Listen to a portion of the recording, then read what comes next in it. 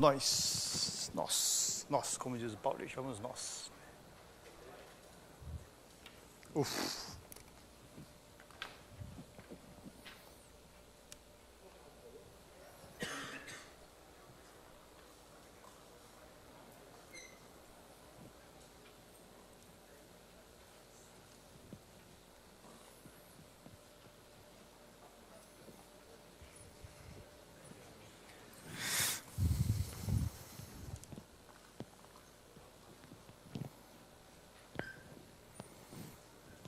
Vamos nós?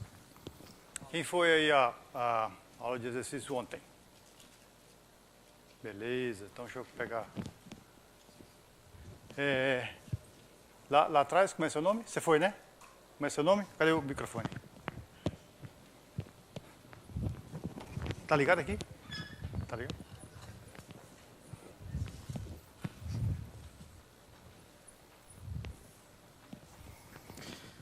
Quero que você faça propaganda aí. Se não gostou, pode dizer também, que aí eu puxo a orelha ali dos... Hã? O que você achou aí do... Olá, tá pegando? Tá. Fala um pouquinho mais alto. Meu nome é Ana. Minha voz não tá muito alta porque estou com a garganta, né? Mas tudo bem. Foi massa, eu gostei. Ele falou um pouco sobre os... Oi? Você é cearense? Ana Cristina. Você é cearense? Hã? Cearense. Não? Tá. Não, sou pernambucana. Ah, tá bom, é nordestina, porque essa expressão é massa, é do Nordeste. Ele falou um pouco sobre o Matemática, que é o software que eles estão usando. Falou um pouco sobre como criar funções e tudo mais. Mostrou um pouco do programa que eles fizeram, né? A parte básica, né? Porque está no começo. E sempre conectando com as coisas que a gente falou aqui antes, né? Durante sua exposição. Então foi ótimo, eu gostei muito. Vale a pena. Não foi combinado não isso aí, hein? Podia falar mal. Então, como eu tinha falado no início do curso, a ideia dessas aulas de exercício, pelo que eu soube também, parece que foi bem legal, eu não pude estar lá, mas a ideia é para servir de um complemento, né? Aqui a gente está vendo a parte teórica, lá vocês vão ver a coisa funcionando, né? Como é que as ideias que eu estou falando aqui são implementadas. E lá existem várias possibilidades de testar, né? Testar várias ideias. É uma coisa que não dá para fazer no curso aqui, por questão de tempo. Então, para quem não foi, bom, conversem com quem foi, eu acho que foi muito legal aí. Nós paramos na aula passada sobre aquela ordem artificial um pouco esquisita. E aí eu vou retomar a partir desse ponto, tá? E só lembrando, essa ordem é que está na base de várias propriedades que a gente obtém para o nosso problema. Então, ter essa ordem associada a uma proteína é fundamental, porque ela é que garante a finitude do espaço de busca, nós temos aquela árvore binária e uma série de outras propriedades. Uma propriedade que eu falei também, ela permite a gente fazer a interseção de esferas apenas multiplicando matriz, né? Quando a gente passa para o R4. Então, eu vou falar um pouquinho, novamente, sobre essa ordem. E eu vou iniciar, acho que deu certo, como eu fiz na aula passada, né? Nos primeiros 5 minutos, está aberto aí para perguntas, que ajuda a gente a tirar algumas perguntas para poder continuar. Então, 5 minutos para dúvidas, aí, pequenas dúvidas. De novo, na aula de exercício, vocês podem tirar mais dúvidas com mais tempo e mais detalhe. O que ficou de dúvida aí da aula passada, ou das 2 aulas passadas? Nada? Deixa eu pegar o microfone ali. Opa, obrigado.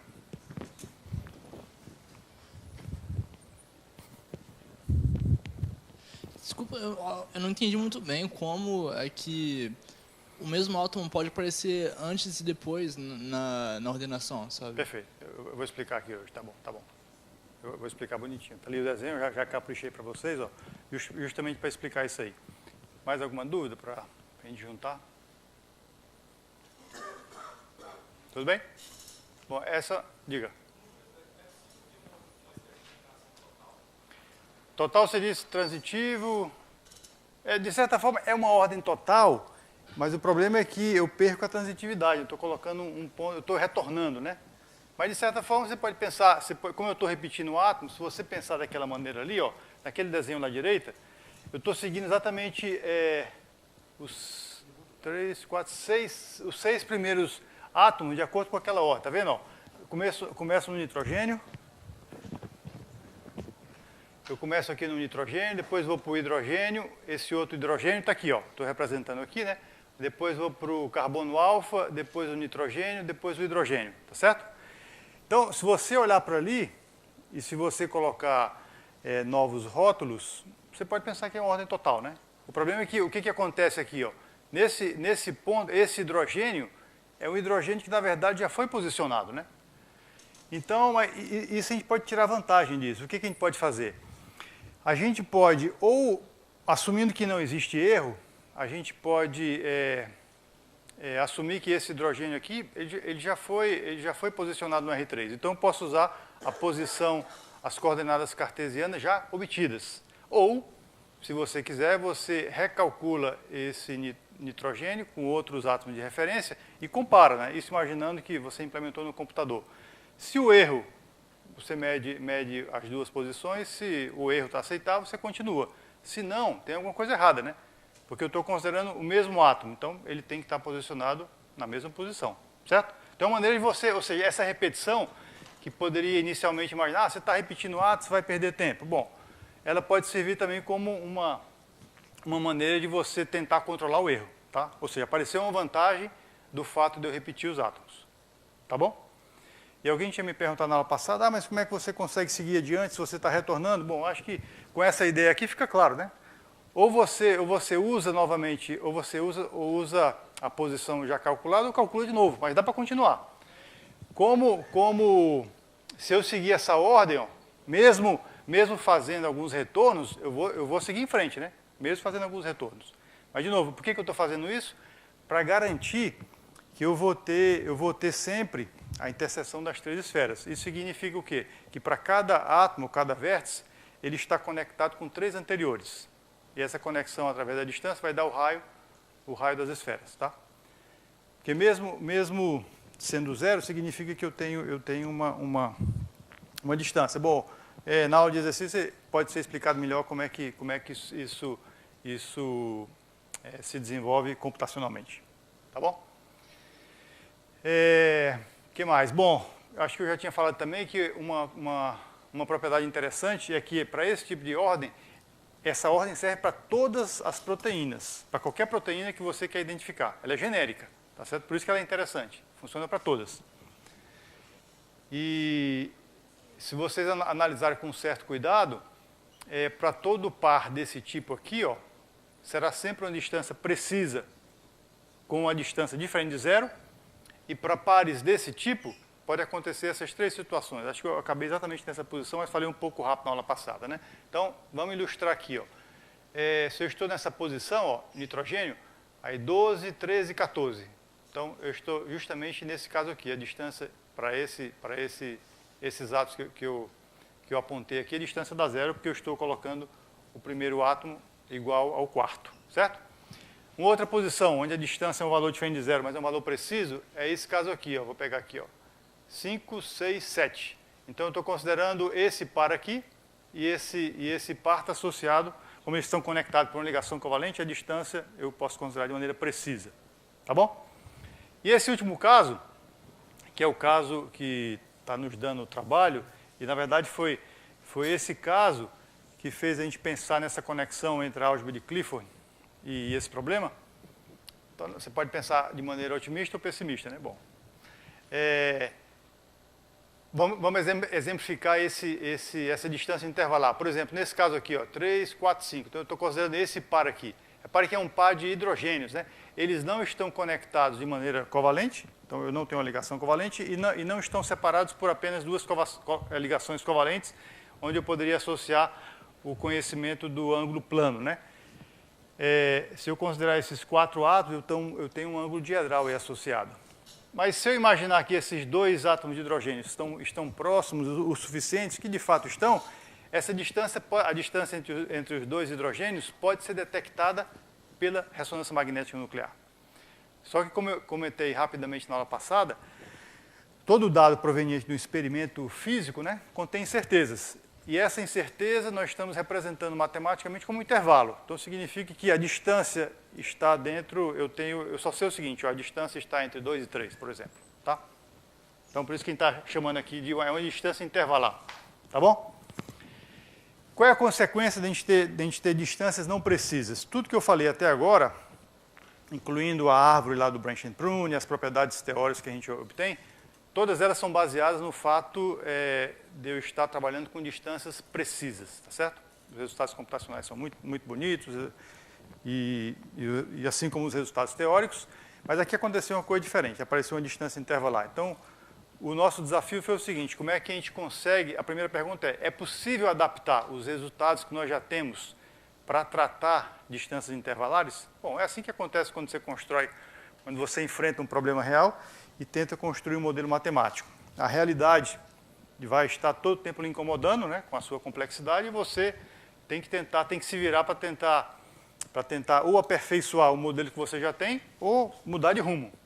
Esse modelo não vai funcionar, a matemática que eu estou usando não é suficiente. Bom, e aí voltamos para aquele primeiro ponto, né, de enfrentar um problema complexo. Qual é o seu conhecimento matemático? Quanto mais conhecimento matemático você tiver, mais chance você terá de resolver e enfrentar um problema real, certo? Então, qual é a consequência? A principal consequência de eu ter que considerar agora distâncias imprecisas, representadas por intervalos. Bom, vamos voltar para cá. Ó.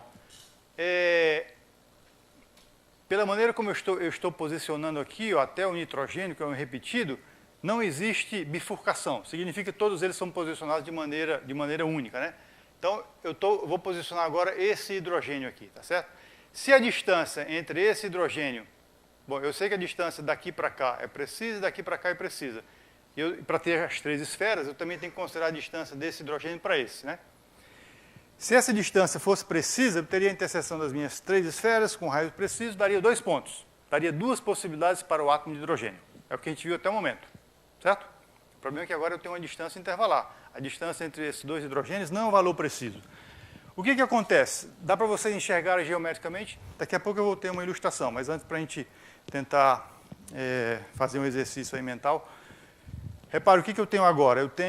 Eu mantenho as 2 esferas com raios precisos, que é a esfera associada a essa distância e a essa, e eu tenho a minha terceira esfera agora com um raio impreciso. Geometricamente, ao invés de ter 2 pontos, como a gente vinha assumindo todo o tempo, o que eu vou ter agora? Circunferência, um pouco menos. Ao invés de ter 2 pontos... Isso, 2 arcos. Não é isso? Vou ter 2 arcos, né? Daqui a pouco eu vou ter uma ilustração para quem não conseguiu imaginar. Então, ó, e aí eu vou representar aqui no quadro, para a gente ter uma ideia das consequências desse fato.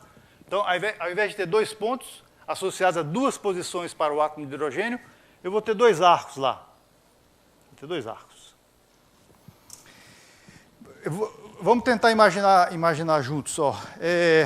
2 das esferas têm raios precisos. A interseção de 2 esferas dá um círculo. Então, eu sei que os átomos de hidrogênio, usando só 2 esferas, estão em um círculo. Eu tenho uma terceira esfera, agora não mais com raio preciso, né? Se esse raio fosse preciso, eu iria intersectar esse círculo, daria 2 pontos.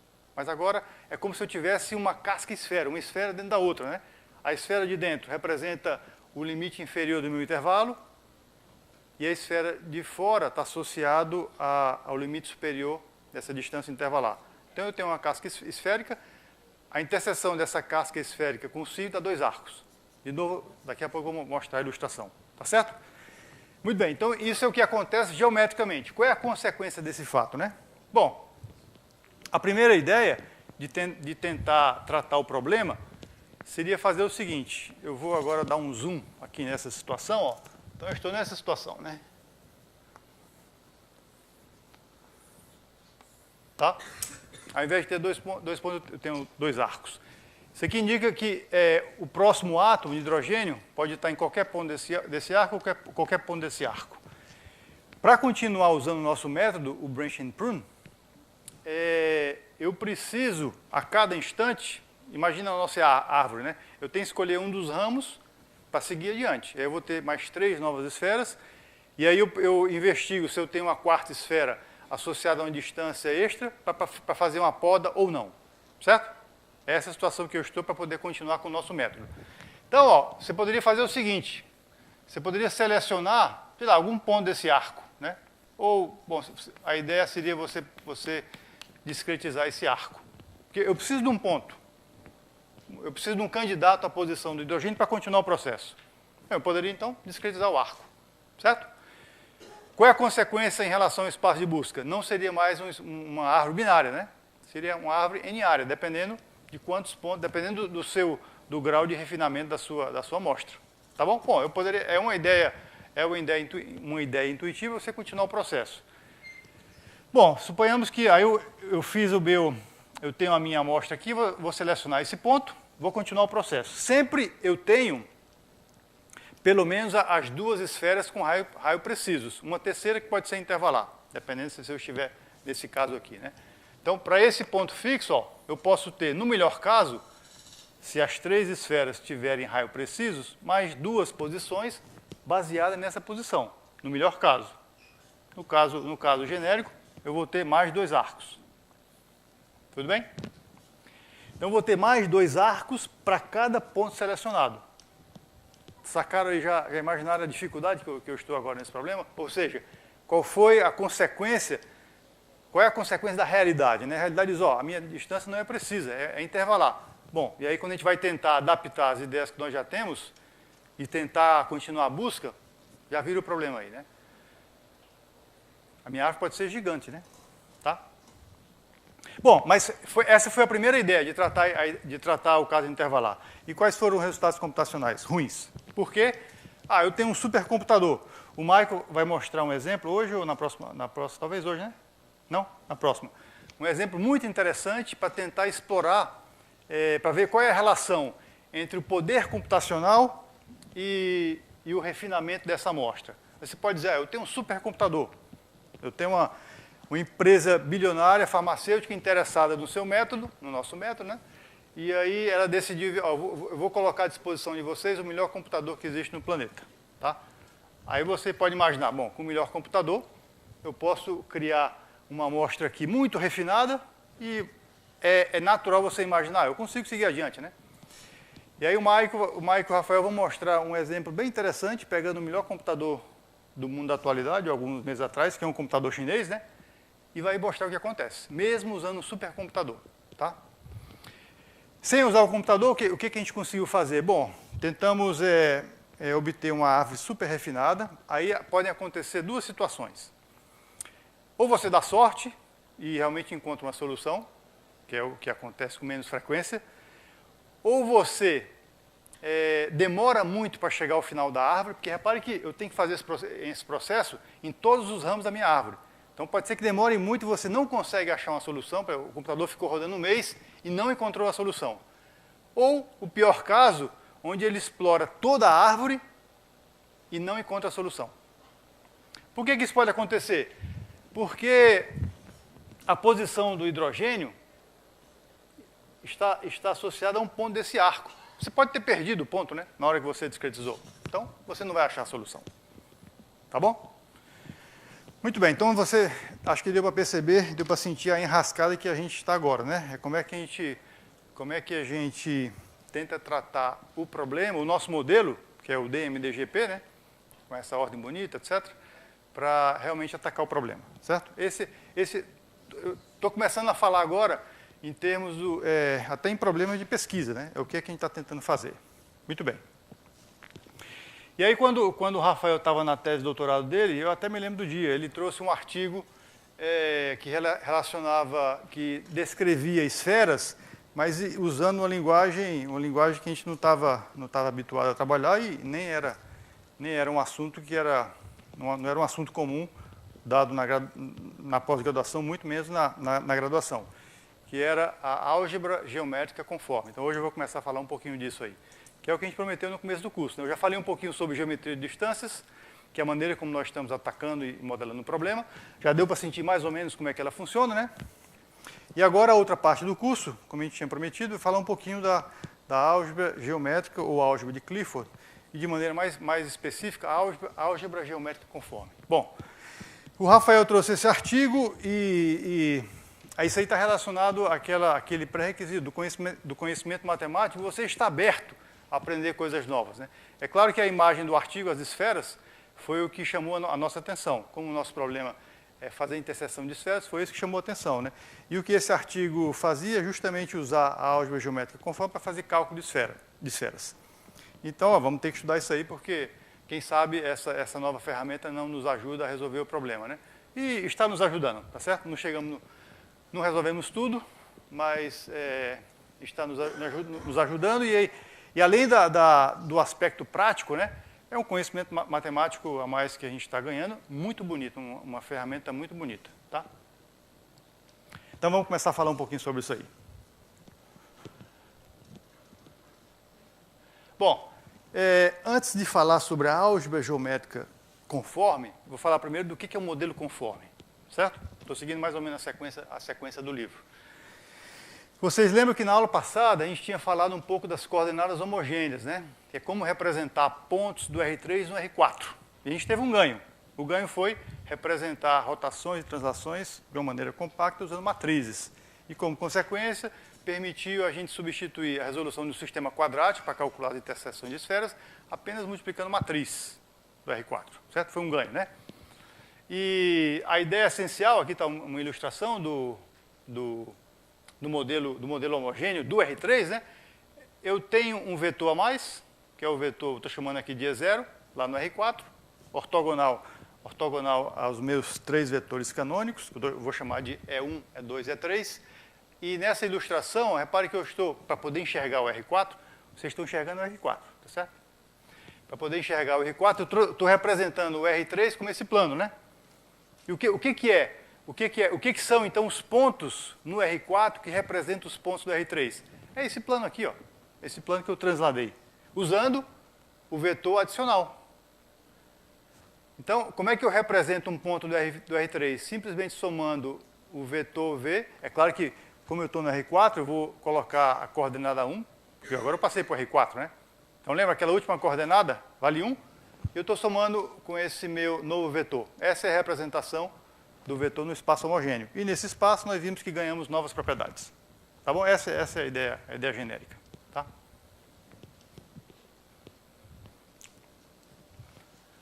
Bom, então eu já falei da ideia do modelo conforme. Por que ele é interessante? Primeiro que esse modelo conforme, ele considera a esfera como um objeto primitivo. O que significa isso? Bom, na geometria, digamos, euclidiana do R3, né, os objetos primitivos básicos são pontos, retas e planos. Se eu uso agora o modelo conforme para representar objetos do R3, a esfera vai virar um objeto básico, primitivo.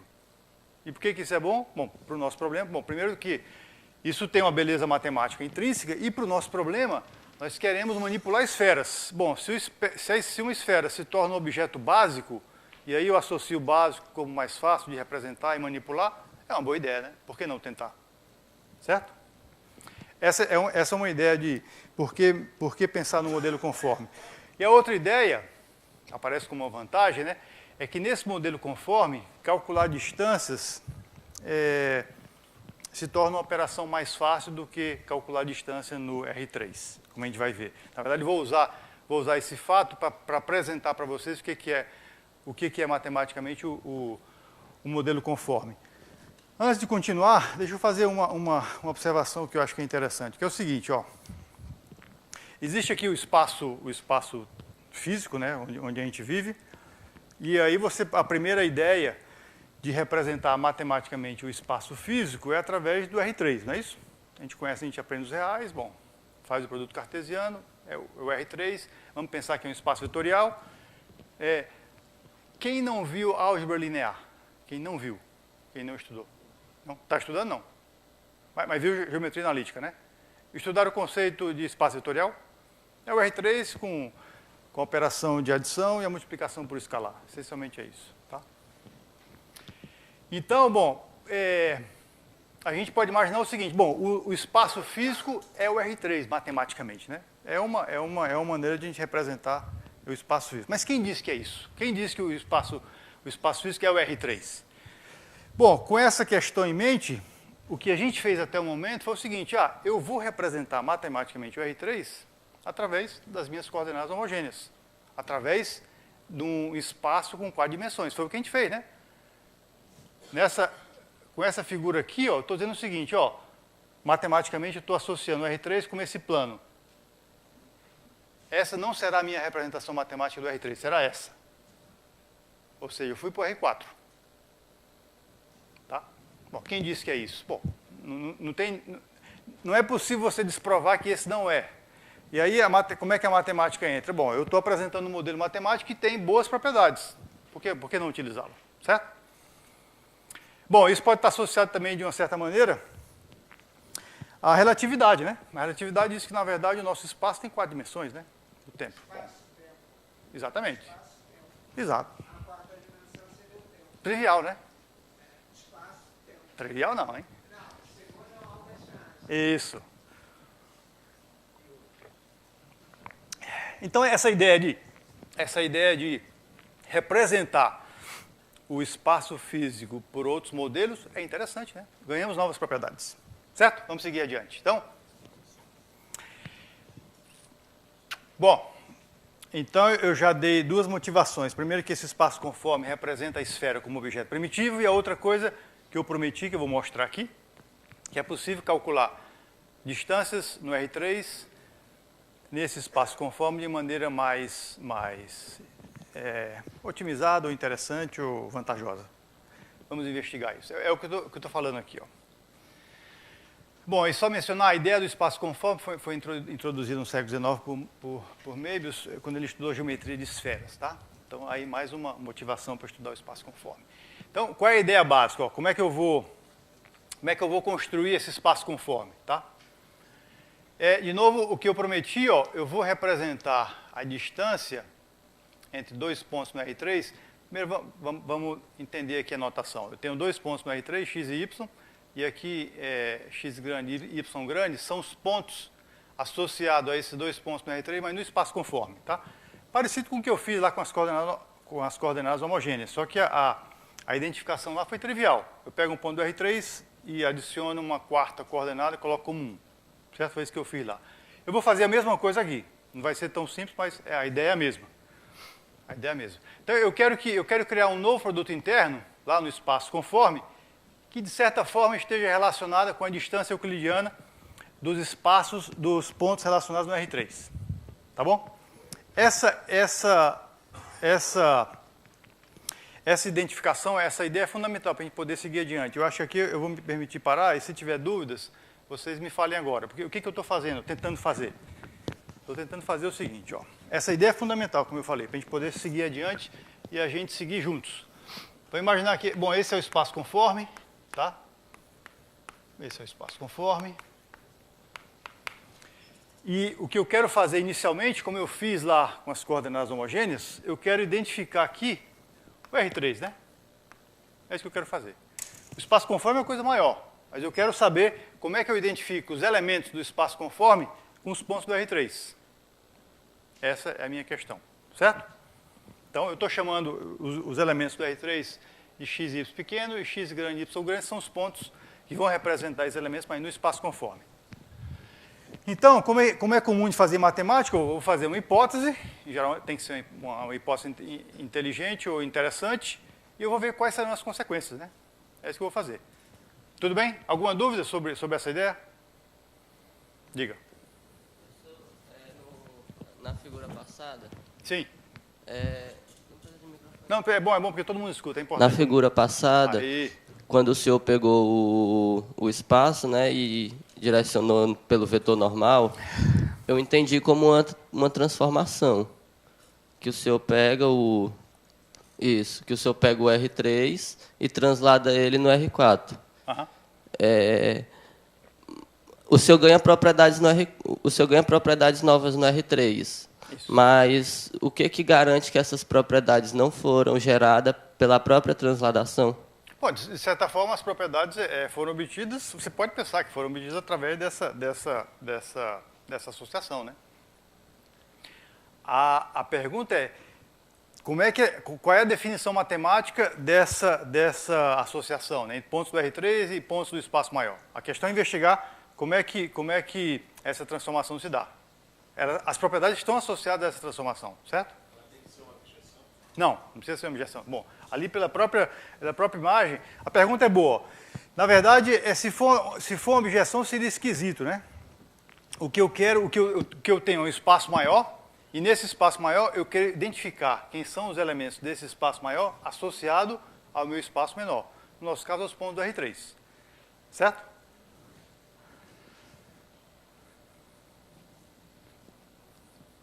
Bom, vamos lá. Vamos então analisar. Já temos a nossa hipótese. A nossa hipótese é o seguinte, ó. Eu quero nesse espaço maior, espaço conforme, calcular, usar um produto interno que esteja associado à distância euclidiana dos pontos correspondentes no R3. Certo? Essa é a nossa hipótese. Vamos investigar agora quais são as consequências. Bom, se eu considero aqui ó, dois pontos, um ponto X não nulo, e se isso acontecer, se isso aqui for proporcional, vamos imaginar assim para começar a pensar, né? Se isso aqui for proporcional a essa distância, vai acontecer que o produto interno do elemento do espaço conforme, que representa o elemento do R3, vai dar zero, concordam? Estou só usando essa imposição, essa hipótese. Tudo bem? É uma consequência natural, né? Isso. Aqui eu tenho... Bom, a distância, lá no R3, a distância euclidiana de um ponto a ele mesmo é zero. Isso vai implicar... Se o produto interno é proporcional a isso aqui, significa que o produto interno vai dar zero, certo? Todo mundo está confortável com isso?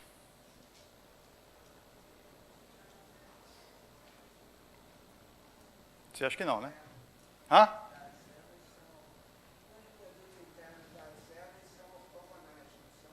Mas aí, estou pegando o X e ele mesmo, né? Repare, com o produto interno usual de vocês, isso é possível acontecer? Não, né? No produto interno usual, da geometria analítica, isso não é possível acontecer, certo? Está incomodado, né? Diga lá. Só com vetor nulo, né? Não, então, mas aqui, ó, não nulo, certo? Então tem alguma coisa esquisita, né? Bom, quando alguma coisa esquisita, de novo, você pode pensar de maneira pessimista ou otimista. Ou você tem aí um túnel para ser explorado, ou um buraco negro, né? Sei lá. Você escolhe. Bom, então, ó, se você quer que isso aconteça, uma consequência óbvia é isso aqui. Então, a primeira coisa, eu vou ter que mudar a minha definição de produto interno, porque o usual não funciona. Né? Normal isso. E o que eu vou perder? Bom, eu vou perder a positividade. Que significa que um vetor interno com ele mesmo, se forem vetores não nulos, o resultado tem que dar maior do que zero, tem que dar um número maior do que zero, certo? E eu estou dizendo justamente que eu vou perder essa propriedade. Muito bem, se eu sou obrigado, se eu quero continuar a perder essa propriedade, vamos imaginar o seguinte, e aí vamos tentar otimizar a ideia, né? Eu quero perder só essa propriedade, manter as outras do produto interno, tá? Então, imaginar, eu tenho um novo produto interno, se eu quero que isso aqui aconteça, vamos ver aonde iremos chegar com isso, né? Eu vou perder a positividade. Vamos adiante. Bom, está mostrado no texto que não é possível fazer isso lá usando coordenadas homogêneas. Está provado, não é possível. No R4 não é possível fazer isso. O que seria natural? Bom, vamos aumentar uma dimensão. Vamos para o R5. E vamos ver se é possível. Está feito no texto dizendo que é possível. Está aqui só o resultado, né? Todos os detalhes estão no texto. Então, o que a gente fez? Ó, E1, E2, E3 são os vetores canônicos lá do R3, tá bom? 1, 0, 0, 0, 1, 0, 0, 0, 1. Os vetores canônicos. O E0 é o nosso já conhecido. Eu quero manter a homogeneidade, quero manter as propriedades que eu ganhei usando coordenadas homogêneas. E a ideia é a mesma, né? Eu vou considerar um novo vetor, estou no R5 agora, vou batizar de E infinito. Tá? Tem razões para isso que eu vou explicar mais adiante, tá bom? Vou batizar de E infinito. Na verdade, o E0, acho que eu já comentei, é intuitivo, né? Por que eu chamo o E0 de E0? Por que eu chamo esse vetor aqui que eu adicionei quando eu passei, foi do R3 para o R4, de E0?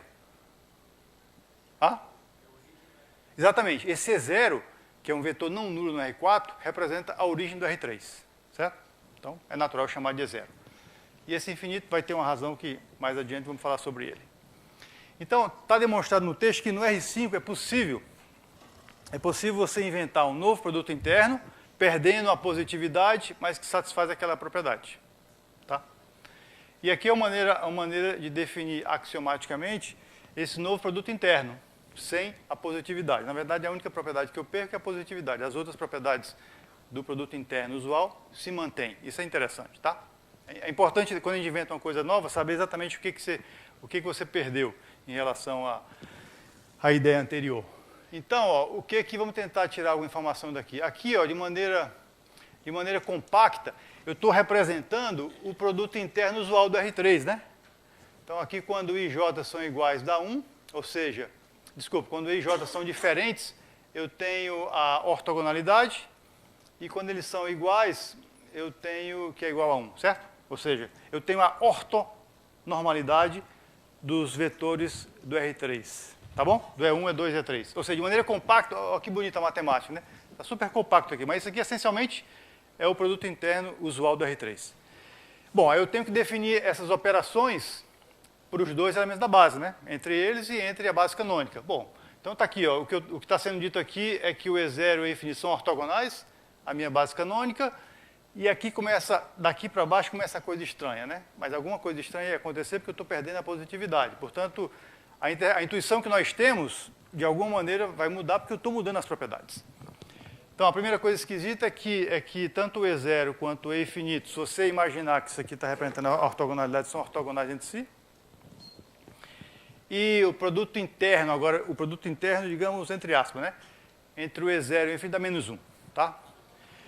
No texto, eu acho que a gente dá alguma intuição como chegar nessas propriedades. Aqui está colocado de maneira axiomática. Então, ó, o espaço conforme, agora definido de maneira um pouco mais precisa, é o R5 com esse novo produto interno. Pronto, esse é o espaço conforme. Então, vamos ver o que a gente tira de propriedades desse novo espaço. Certo? Vamos fazer agora algumas contas. Tudo isso, ó, vocês me cobrem. Eu estou tentando agora dar uma ideia do que é a álgebra geométrica conforme, iniciando com o modelo conforme, para poder voltar para o nosso problema. O nosso problema agora, que nos obrigou a estudar esse novo tema da matemática, é como adaptar os resultados que a gente já tem, a teoria e os métodos, para considerar a distância intervalar, para considerar as imprecisões relacionadas aos dados vindos da experiência. É para isso que a gente está estudando isso, certo? Então, tenha um pouquinho de paciência, vamos chegar lá, depois fazer a conexão. Então, eu estou no R5 agora, eu tenho 5 elementos para gerar todos os elementos do meu espaço, né? Está aqui 2 elementos genéricos, o x e o y. Vou fazer o produto interno usando as propriedades já conhecidas, exceto a positividade. Bom, fazendo as contas eu tenho isso aqui. Então, olha que coisa interessante. Vou fazer o produto interno, é simplesmente fazer o produto interno usual e mais essa conta. Entre o que eu tenho de novo, né? São os coeficientes aqui do E0 e do E infinito. Tá? Bom, pegando essa expressão, considerando x igual a y, eu tenho essa expressão aqui, que é uma expressão fundamental. Por quê? Vamos tentar entender o que significa essa expressão aqui.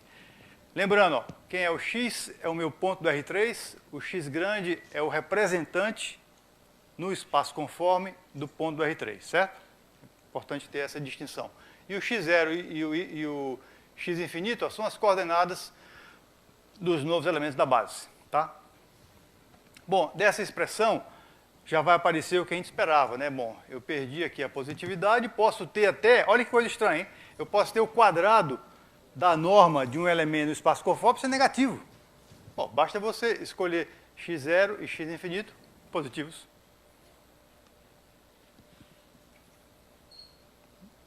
Ninguém se espantou ou ficou alegre? Então, tem o quadrado da norma no espaço conforme, é um valor negativo. Diferente do que vocês aprenderam, né? Isso aqui é o bonito da matemática, você pode inventar coisas interessantes. Desde que o espaço onde você está trabalhando não seja quando vazio, né? Tem que ter cuidado às vezes, certo?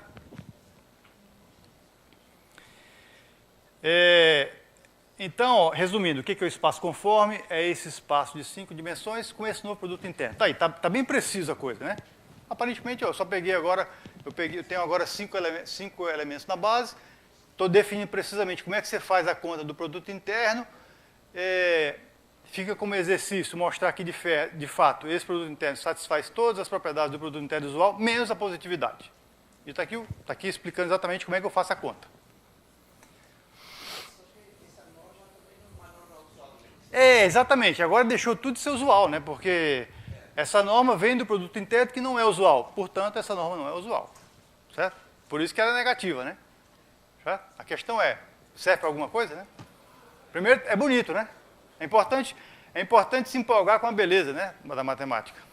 Fundamental a beleza, né? Já dizia o Vinícius de Moraes, né?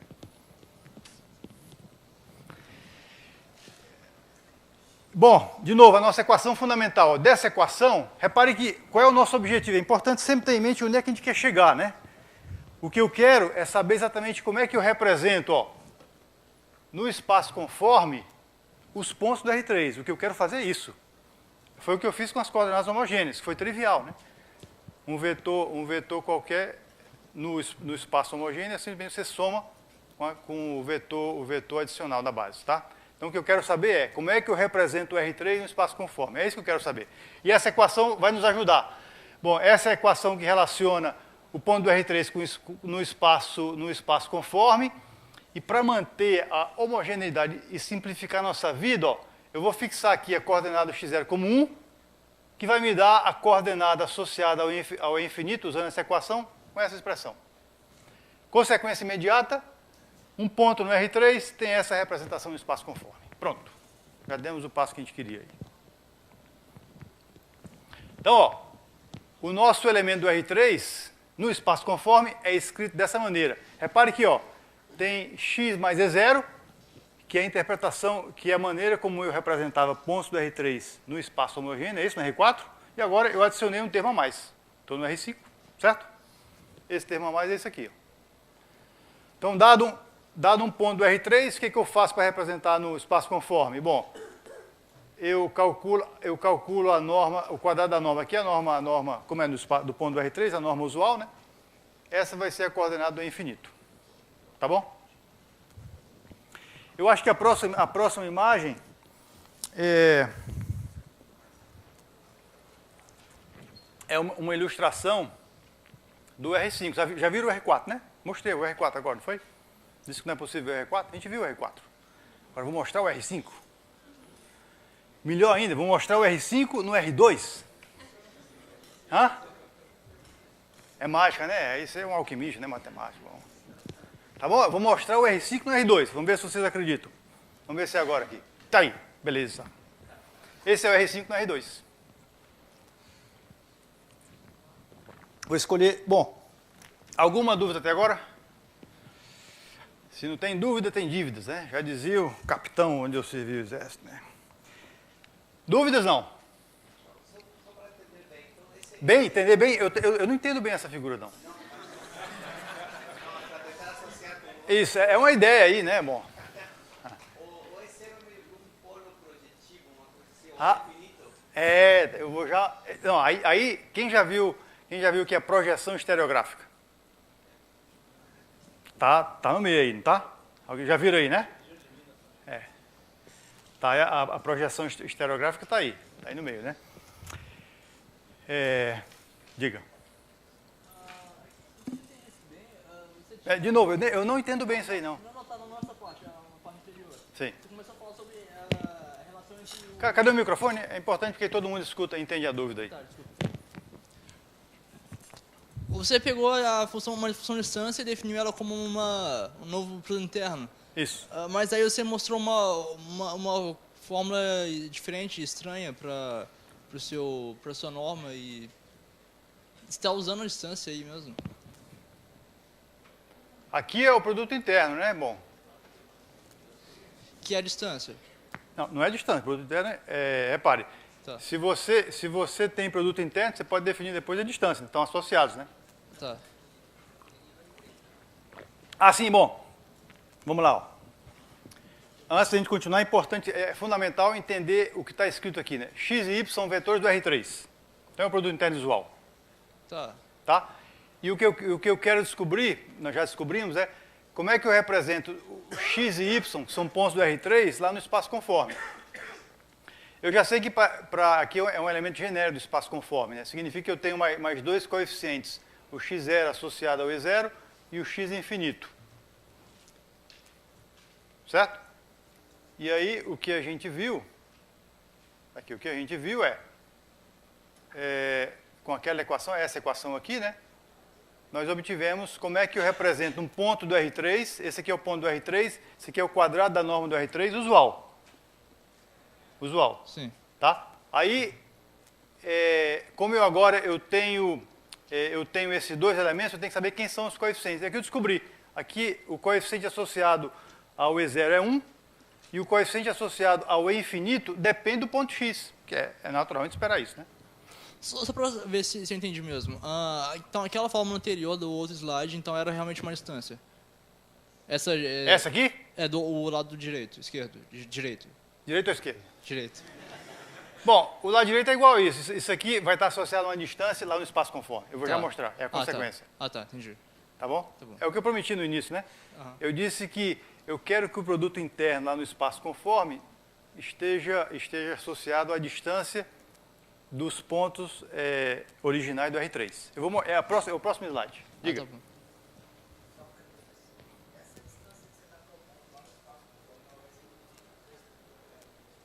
Sim. Mas como que você vai trabalhar?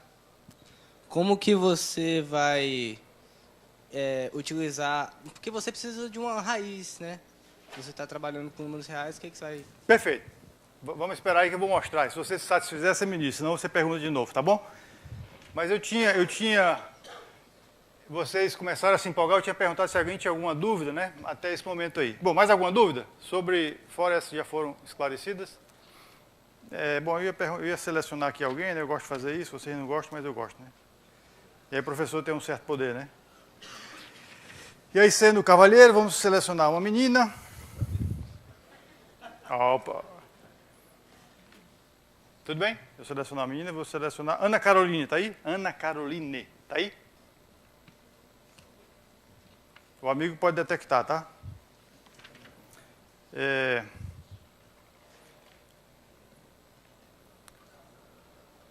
Érica Nascimento Lima. Tudo bem, eu vou aceitar que vocês estão se escondendo, né? Eu ia pedir para vocês explicarem o que vocês tinham entendido dessa figura. Onde é que está a projeção estereográfica? Está aqui, né? Bom, eu posso associar esse círculo com uma dimensão a mais, representando essa reta, né? E como é que eu faço isso? Bom, é uma ideia de você compactificar, né? A reta, né? Só que para isso acontecer, você tem que incluir um ponto a mais, né? Esse infinito aqui. E repare que esse infinito está associado ao E infinito do nosso espaço conforme. Só que eu quero manter também as propriedades das coordenadas homogêneas. Para isso acontecer, eu não posso ter a restrição de todo o elemento aqui ter uma norma fixa. Porque no espaço homogêneo, uma das características do espaço homogêneo é que, na verdade, um vetor ele pode ser representado pelo múltiplo dele. E aí, com essa representação, eu não tenho isso. Uma maneira de tentar interpretar, o que eu estou fazendo com o modelo conforme, eu estou abrindo aí esse espaço fechado, né? Bom, pelo desenho é o que acontece, né? Certo? Bom, tem várias maneiras, nós não temos ainda, e eu não vi em nenhum livro-texto, uma maneira muito satisfatória de interpretar geometricamente esse espaço conforme. Se alguém tiver alguma ideia, diga. A gente chama isso. Qual isso? Não, transferência retificada ali, transformar a sequência no segmento de reta, para calcular o comprimento dela. Ok. Quem viu números complexos também já viu isso aí também, né? Exato, generalizando podemos pensar. Estamos quase lá, o pessoal está começando a entrar. O que eu estava devendo, respondendo agora uma das últimas perguntas. Bom, eu vou considerar agora não um elemento genérico do espaço conforme, mas dois elementos que representam o ponto do R3. Está aqui, o x e o y. Nós já sabemos que eles estão associados ao x minúsculo e ao y minúsculo como pontos do R3. Está aí a representação dele no espaço conforme, né? Vou fazer as contas do nosso produto interno, desconsiderando que eu não tenho mais a positividade. Está aqui o resultado, O que a gente tinha prometido inicialmente. O produto interno no espaço conforme é menos o meio do quadrado da distância euclidiana dos pontos no R3. O que significa isso? Com esse novo produto interno, eu faço a conta do quadrado da distância euclidiana dos pontos associados.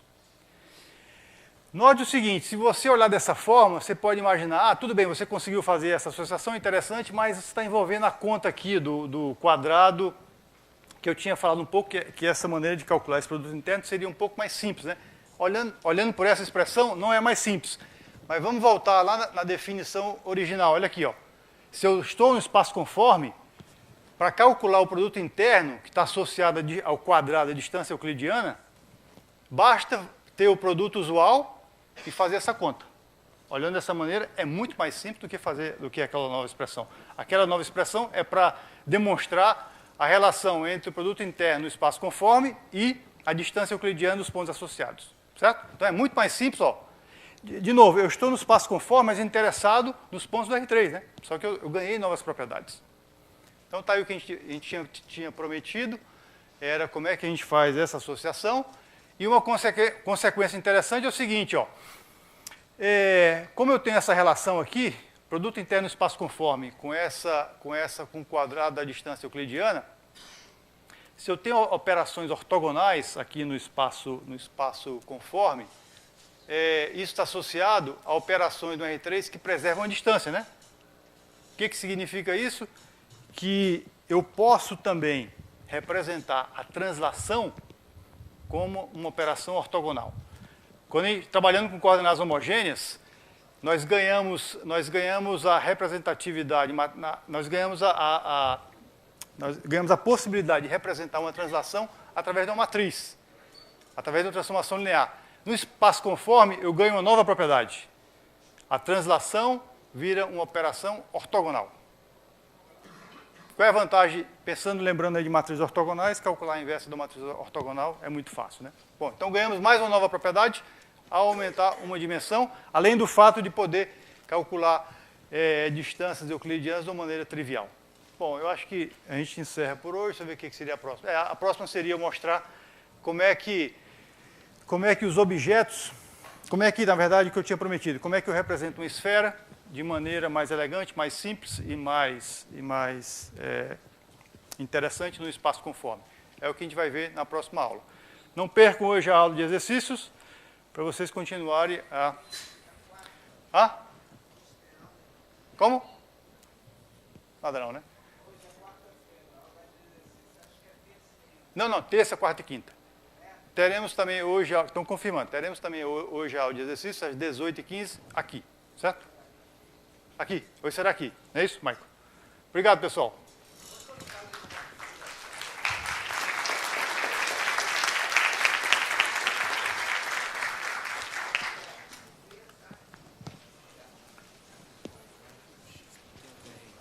Isso.